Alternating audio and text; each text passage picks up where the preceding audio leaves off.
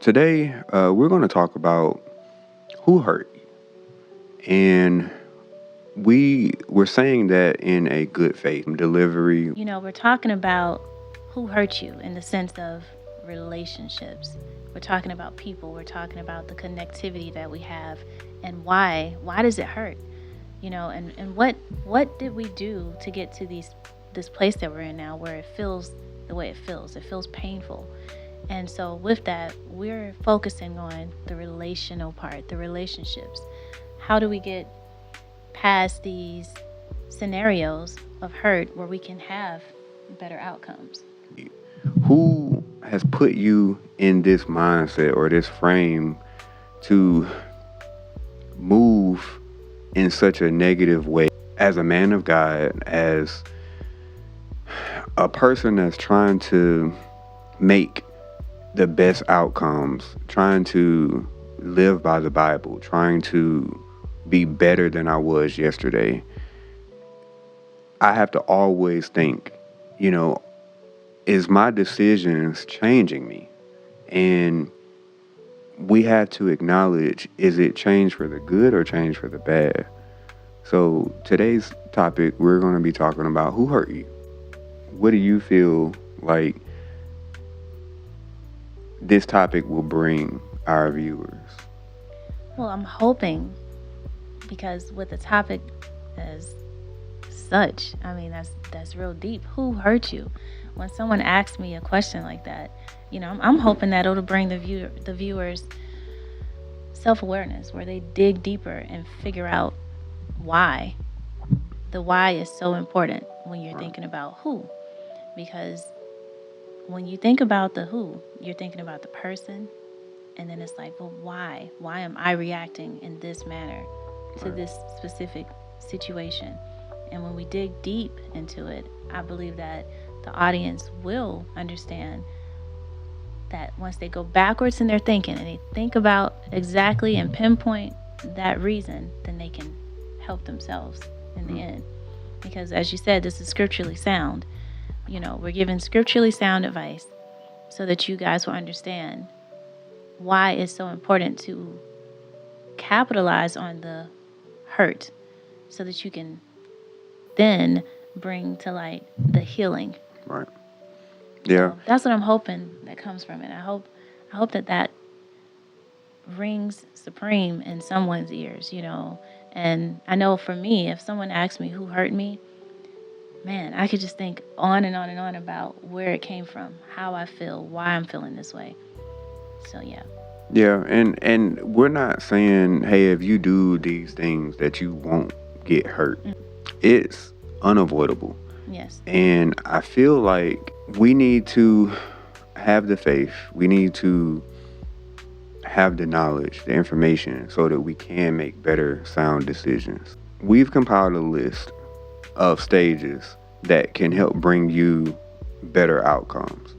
And if you follow, this list, then you're going to have a higher percentage chance of having the relationship that you want.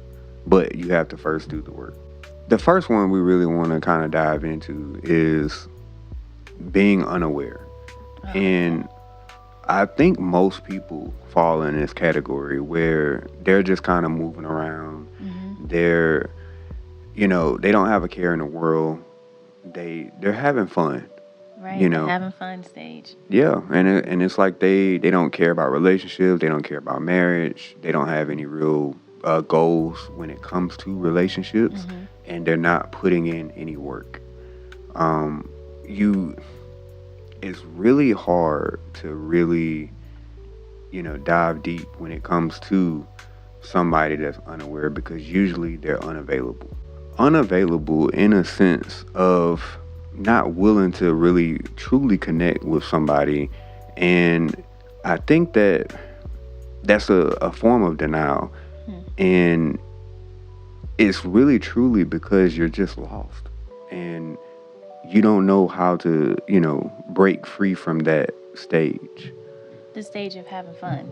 Right. Yeah, because the fun stage is very much so fun, and it's fun to the flesh, the fleshly person, and you're unaware because you're not thinking about anything but living. and enjoying and satisfying that fleshly need. Those connections aren't really being made because you are basically unaware. Right. You're in the denial phase.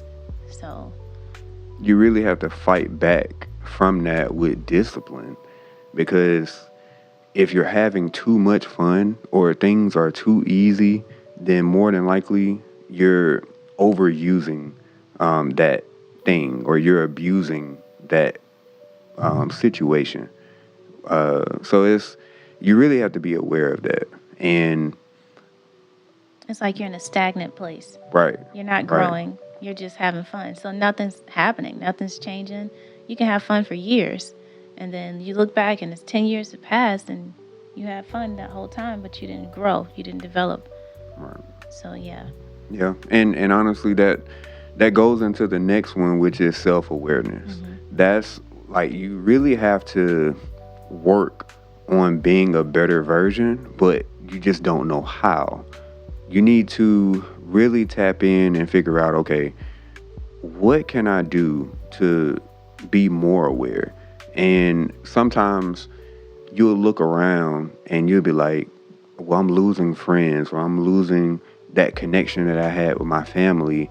And it's because they're developing. They're actually developing faster than you are at the time. Right. And that's not anything bad against you. It's time to put in the work. You have to be more aware.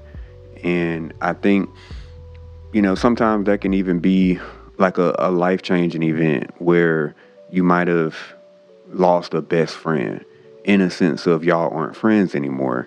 And you're like, I wonder why we don't connect like we used to in high school or in Right. college. And it really just boils down to, if you want to do better, you have to learn how. Right. And they may have learned that in another way or quicker, like you said before. Right. And you're just on different stages now. So, understanding that your growth is going to be different from everyone's growth.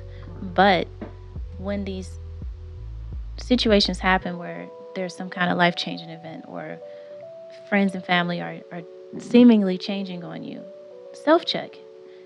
Take a step back, think about, well, what did I do? What changed? Why did it change? Why am I hurt because of this situation? Why did it come back to my relationships are now tainted, or they're now different? So, as Alan was saying, you have to take those steps of understanding who you are and what role did you play during that.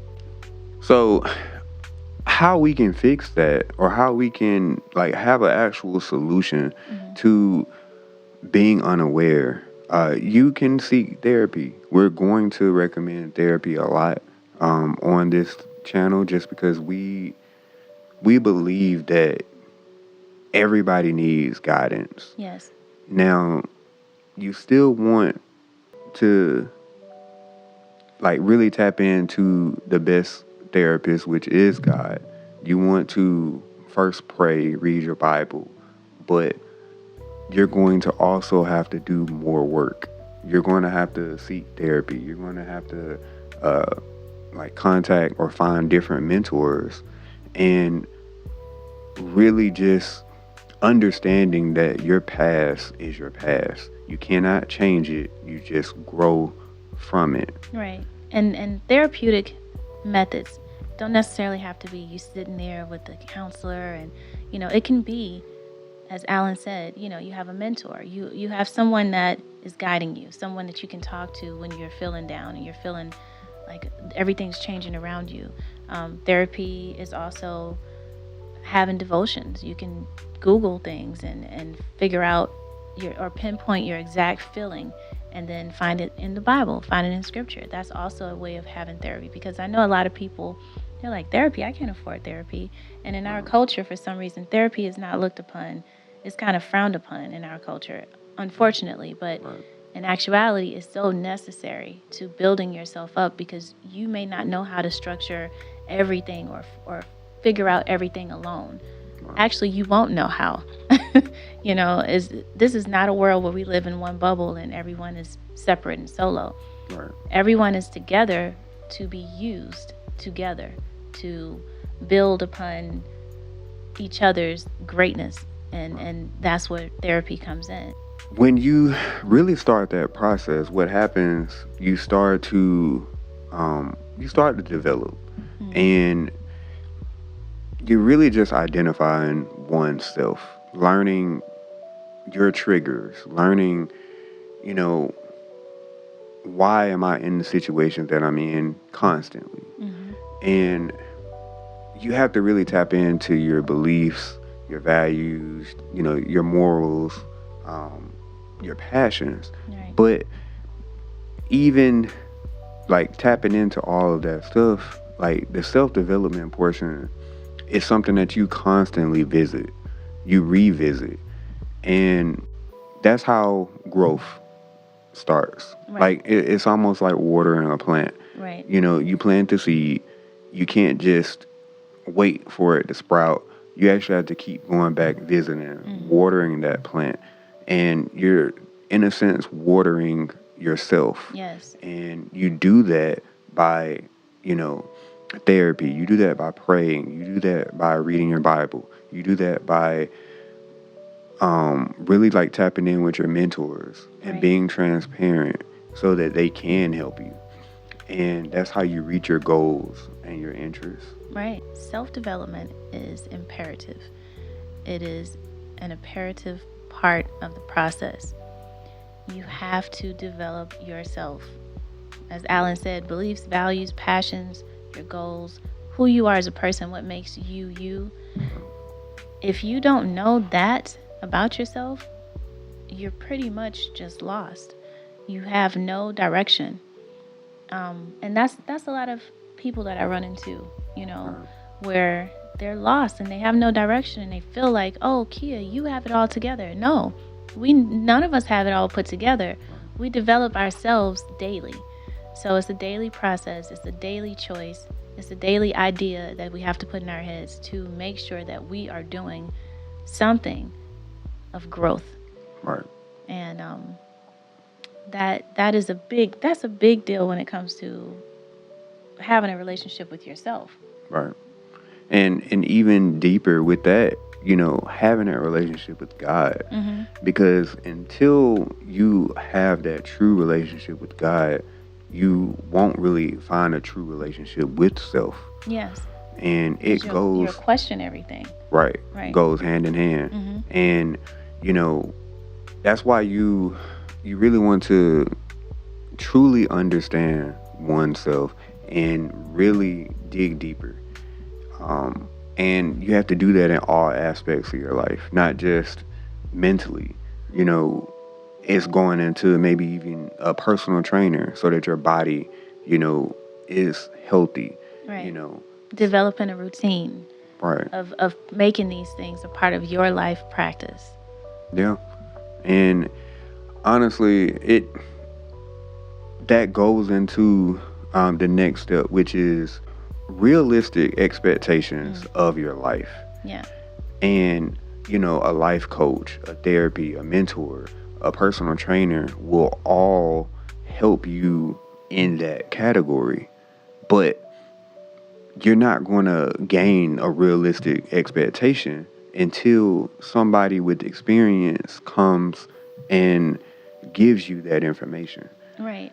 And these ideas that we're telling you guys, these stages, these steps, they are affordable. It's not something that we're not speaking on terms of going out and paying so much money. Right. A mentor can be found where you work. For free. Someone that's in a church. You can join a church. You can find a life coach, someone that can just help and guide you. A personal trainer can be your friend that goes to work out with you. You all download an app and just know how to do it together, but it's like it doesn't have to cost money in order for you to get these goals met. Right. To better yourself. And having these realistic expectations would be even clearer, because with all of these things we're telling you, you can have a focal point of biblically sound direction. And everything leads back to the Bible. Everything leads back to scriptures telling you exactly how it goes. Right. There was a song out once, and it was called "The Basic Instructions Before Leaving Earth." Mm. So it's Bible. That's Bible, the acronym for the word Bible. Um, and yeah, it was an interesting. It was a rap. It was an interesting song, and I loved it. But it's basically telling you, yes, these are the instructions that God has set place. This is His living word that He gave us to use, and we have access to it, so that we can do all of these things and be the best version of ourselves. Right. So it all always comes back to the connection we have with God first. Yeah. And then we can figure out the inner workings of ourselves and focus on the who hurt you part, the Right. relational aspects, the how can I dig deeper into myself and be the best version. Yeah.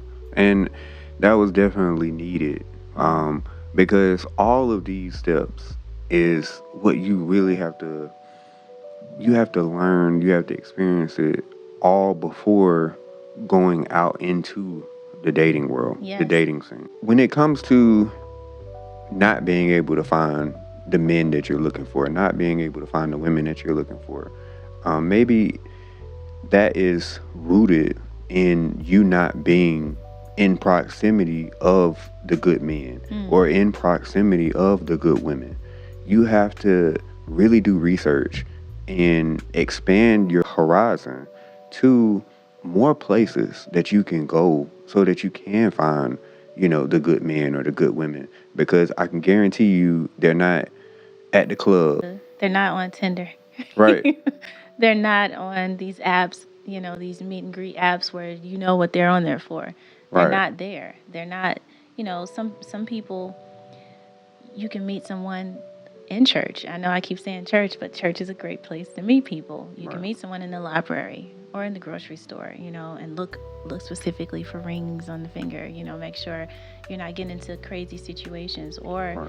in group meetings, you can join like a small group where people get together and do nice things, singles groups, Right. there's places to be versus just a club or a bar, Right. and that's typically where people meet Yeah. or feel like they were going to be discovered. And another place that I see a lot of people settle for is people at their jobs. Oh yeah, And just jobs. because it's Yeah. close proximity, they feel, oh, I don't have time to go find somebody, and this is the best person at my job. Right, right. And I just think that's wild that we've been limited to just people at the club, just people at the bar, just people at your job. Right, branch out. Yeah. Get out into areas where you feel comfortable. You might be walking in the park, or sitting down reading somewhere, doing something that's giving you some type of substance. Right. And then you'll meet someone, walking around. Keep your eyes open so that you can be aware of what's around you Right. and not just hold yourself to that one location that feels comfortable. Right. Growing and being discovered is a part of stepping out of your comfort zone, because a lot of women don't want to deal with it after they've been hurt. They don't want to, open the doors again to being discovered, even once they have their self developed, Right. because they're nervous about, well, this Who hurt happened you? before. Yes, this hurt me before, so I'm not doing it. But you have to grow into branching out, and then you'll become more comfortable as you go into these different environments. Right. And then even when you go into these different environments, you have to also change your appearance. Ooh, You have to yeah. change how you are perceived, because people judge. Yes. And that's fine, but give them a first good impression. Be presentable. Like, I like to pride myself in being presentable, and I want to inspire you to be more presentable. You don't have to wear a suit, tie, but just be presentable with whatever you wear. Right. Because it's going to give you better outcomes, especially in the dating realm. Yes. If you're intentional that morning, if you say, for instance, you have a certain amount of things to do on your to-do list, right? So you think about, okay, I have to go to the grocery store. I also have to go and do this, and I'm going to work, and then after that, I'm doing this. Be intentional about the way you look. Be intentional, okay, if I go to the grocery store, I might just meet someone. Or if I go here, I may want to I may be around these type of people. So let me make sure that I'm coming off with what it is that I want to present to someone who could be a potential mate. Right. You have no idea. You should always be aware of what it is that you are presenting. Even then, that goes right into be purposeful, because you need to have a purpose for everything that you do. And even when you go into this realm of dating, it's important to smile and just be friendly. Yes. You really want to pride yourself on that. Right. I'm really, really big on making sure that I am bringing a positive energy wherever I go, because you just never know who you're running into and that needs that. And also, it's more approachable. You become more approachable when you're being friendly or when you smile. We're not saying to go out there and just, present yourself to the world like, here I am, take me. I'm ready for everything. It's just understanding that inside of you, there's a light. Inside of you, you are a kind person. Inside of you, you have thoughts of wanting to be in a relationship. So with that, you want your first impression to be a great one. Right. And presenting yourself as a friend, presenting yourself nicely, being thoughtful and mindful of what it is you look like, and understanding that a smile goes a long way and it says so many things that you don't have to say. It's just very important to be pleasant. Yeah. And, for the men, you have to be friendly. You have to go into spaces and make others feel comfortable. Especially when you're trying to find your wife, you shouldn't go into any space making women feel uncomfortable. Right. Because that's just going to run away any potential chance that you would have had. And you really want to be aware of these things when you're trying to discover, your wife. Even if it goes into how we finally connect with someone, right? And we want to know, well, what can we do once that happens? Once you got all of those things set up, and what can we do once we do find someone that has the potential, to be someone that we're interested in? Then you yourself have to be interesting. You have to know your background. You have to know how to express yourself. And not saying you have to be the most well-versed person in the world, but you just have to know that you are a book.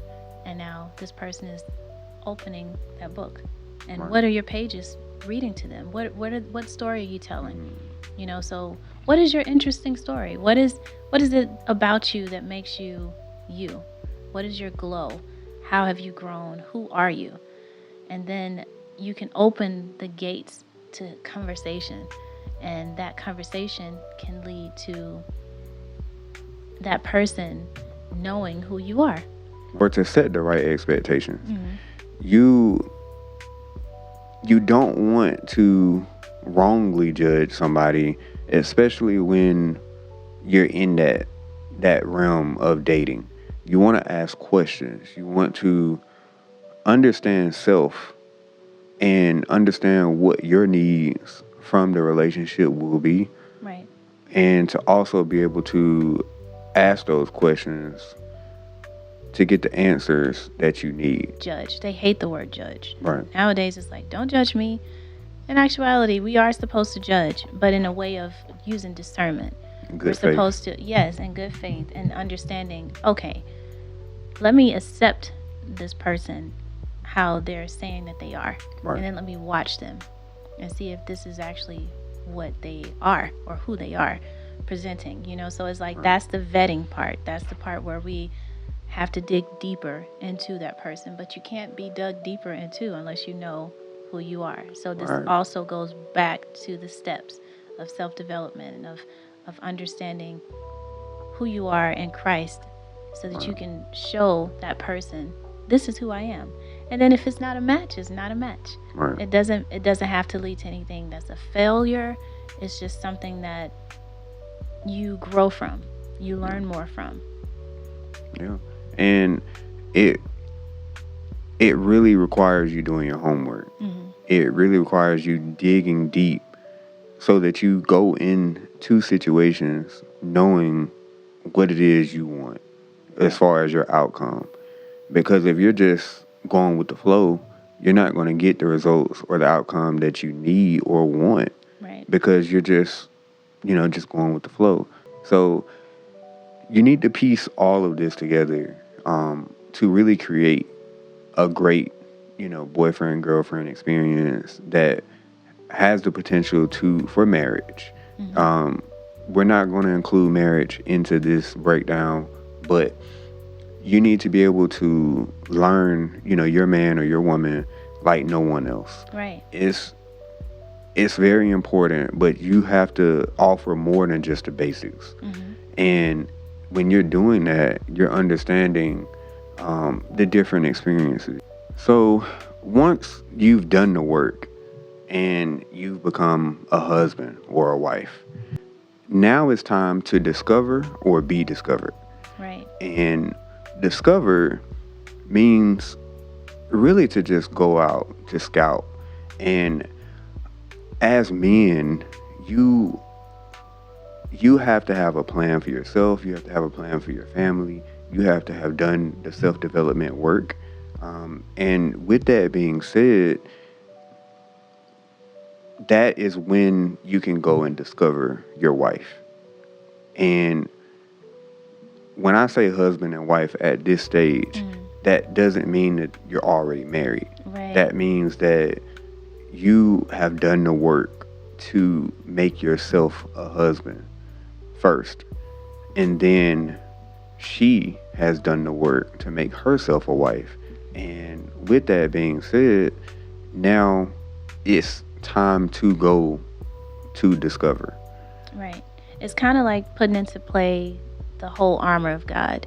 How you can't just walk outside saying, okay, world, here I am. Take me as I am. No, you have to put on all of the feet of peace, the helmet of salvation, the shield of faith, and the sword of truth, and you have to go out there with everything you need already. So it's basically the same background storyline. What Alan is saying is the men have to already be prepared, and they already have to have the mindset of, I'm a husband, in order to find that wife who already has the mindset of, I'm a wife. Right. Because a lot of situationships happen because people know that they're going into something that doesn't make any sense, and they haven't built up any type of foundation. So these are basically the foundational tools of how you can be discovered by your husband, and how you can be discoverable for your wife. So, and that was beautiful. I think people they'll jump and say, hey, there isn't any good men out there, or there isn't any good women out there. Now, that's the consensus. Right. Like, it's all based off of proximity. Like, where are you going every day? Like, what places are you, like, seeking to find wives? So, just like in the Bible, it says in Proverbs 18:22, he who finds a wife finds a good thing. And that's a pre-notion that she was already a wife when being found. And really what that tells me is that you want to work to become a husband. You want to work to become a wife before you even get into relationships. Right. And I really want to call that like the husband experience. And I think Kia can talk more on, the wife experience. Right. The wife experience. Very much so similar. The Proverbs 31 woman, and how she's virtuous and she's patient and all of these things. How can you be all of those things without practice? We as women, we have our emotional ways. We have our, days of just frustration, just like every human being. But, women, we're built on our ways. We're built naturally to nurture and to be emotional. And so we are not downplaying that. That should be celebrated.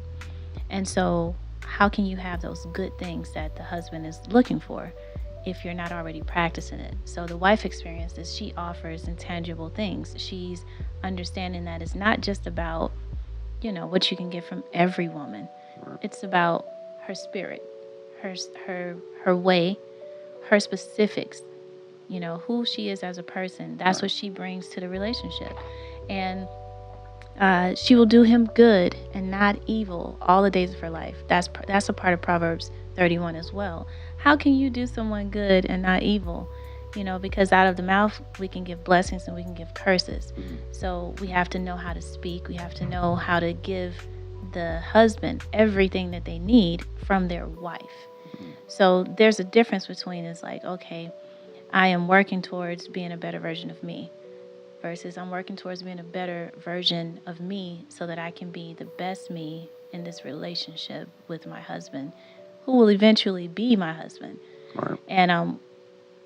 And anticipating his wants and needs and desires, and having those things met without even having to be asked. Right. That's the connection. That's the way that we'll know we're truly their wife. I'm truly his wife because I know what he needs. Same thing with my husband. I know what my husband needs before he can even ask me. And same thing with him. He knows what I need before I ask. I can just give him a look, and then he's like, okay, Kia, I know you need this right now. And I pride myself on understanding who he is in my life. And I know that I was training myself to be a wife in all of my past experiences, where I was thinking about, okay, I want to be like this. I want to be more of this and less of this. Right. And after you curtail yourself to fit into this mold of development, then you will be able to present the wife experience to your future husband. Right.